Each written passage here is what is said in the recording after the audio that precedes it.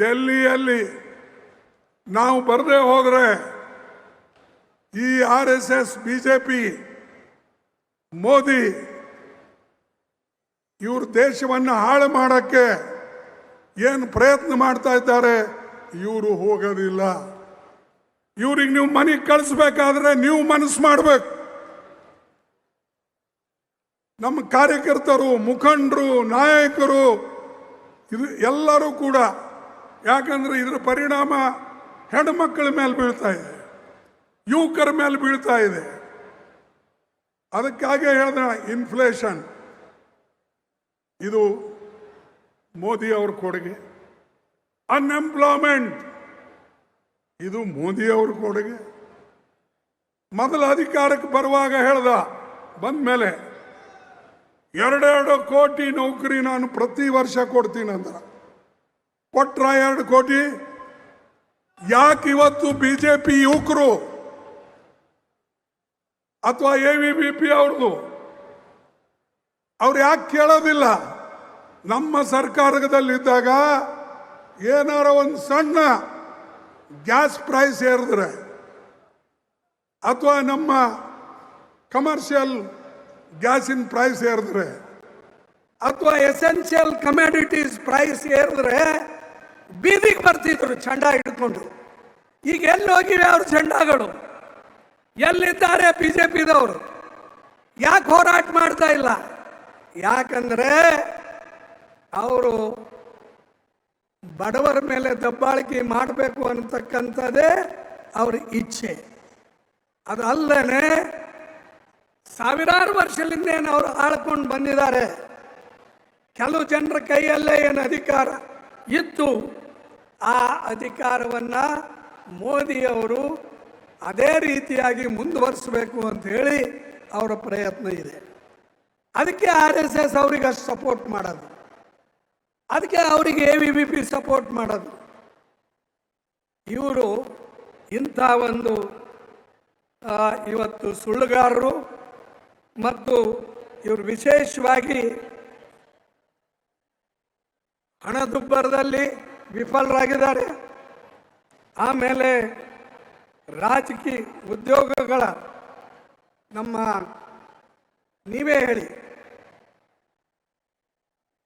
ನೆಹರೂಜಿ ಅವ್ರ ಕಾಲದಲ್ಲಿ ದೊಡ್ಡ ದೊಡ್ಡ ಕಾರ್ಖಾನೆಗಳು ಕಟ್ಟಿ ಲಕ್ಷಾಂತರ ಜನರಿಗೆ ನೌಕರಿ ಕೊಟ್ಟರು, ಎಂಪ್ಲಾಯ್ಮೆಂಟ್ ಕೊಟ್ಟರು. ನಮ್ಮ ಬೆಂಗಳೂರದಲ್ಲೇ ನೋಡಿ, ಮೊದಲ HAL ಇತ್ತು, HMT ಈಗೂ ಇದೆ, BEL, PHEL ಇಂಥವೆಲ್ಲ ಇತ್ತು.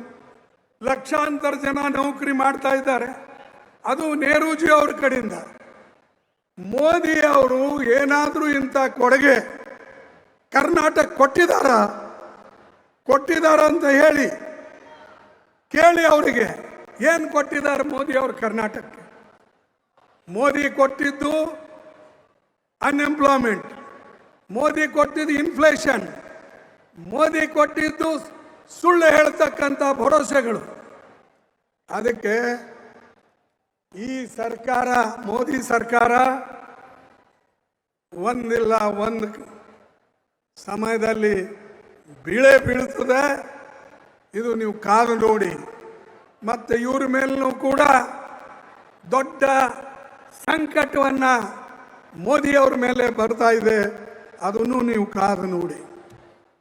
ಯಾಕಂದರೆ ಅವ್ರು ಯಾವ ಕೆಲಸನೂ ಕೂಡ ಸರಿಯಾದಂಥ ರೀತಿಯಲ್ಲಿ ಮಾಡಿಲ್ಲ ಮತ್ತು ಈ ಕಾರ್ಮಿಕರಿಗೆ ಸಹಾಯ ಮಾಡಲಿಲ್ಲ.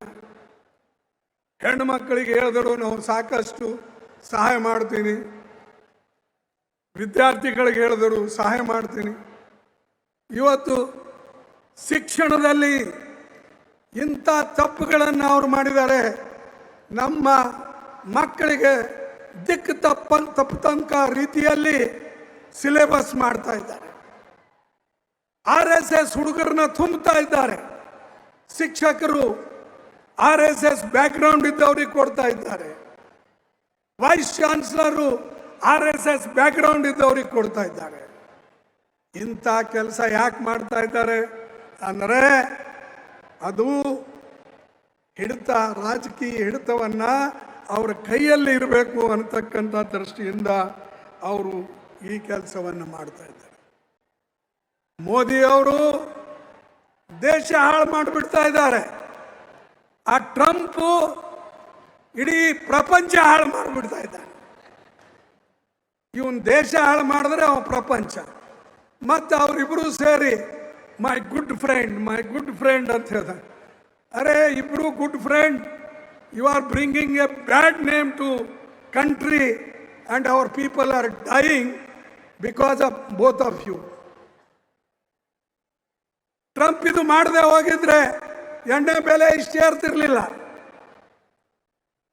ಡೀಸೆಲ್ ಪೆಟ್ರೋಲ್ ಬೆಲೆ ಏರ್ತಿರ್ಲಿಲ್ಲ. ಆಯ್ತು, ಮೋದಿ ಅವರು ನನ್ನ ಫ್ರೆಂಡ್ ಅಂದ್ಕೊಂಡು ತನ್ನ ನ್ಯೂಟ್ರಲ್ ಪಾಲಿಸಿ ಅಥವಾ ನಮ್ಮ ಫಾರಿನ್ ಪಾಲಿಸಿ ಏನಿತ್ತು, ನಾವು ನ್ಯೂಟ್ರಲ್ ಇದ್ದೇವೆ. ನೆಹರೂಜಿ ಅವ್ರ ಕಾಲದಲ್ಲಿ ನಮ್ಮ ನ್ಯೂಟ್ರಲ್ ಪಾಲಿಸಿ ನಮಗೆ ಸಹಾಯ ಮಾಡಿದ್ದು, ಎಲ್ಲರೂ ನಮ್ಮ ಜೊತೆಯಲ್ಲಿದ್ದರು. ಆದರೆ ಈ ನಾನ್ ಅಲೈನ್ಮೆಂಟ್ ಪಾಲಿಸಿ ನಮ್ಮ ತೆಗೆದು ಪ್ರತಿ ದೇಶದಲ್ಲಿ ಅಡ್ಡಾಡಿ ಮೋದಿ ನನ್ನ ಫ್ರೆಂಡ, ಇವನು ನನ್ನ ಫ್ರೆಂಡ, ಇನ್ನೊಬ್ಬರು ನನ್ನ ಫ್ರೆಂಡ ಅಂತ ಹೇಳಿಕೊಂಡು ಎಲ್ಲರಿಗೆ ಕೊಳ್ಳಿಗೆ ಬಿದ್ದು ನಮ್ಮ ಕುತ್ತಿಗೆ ಒತ್ಬಿಟ್ರು.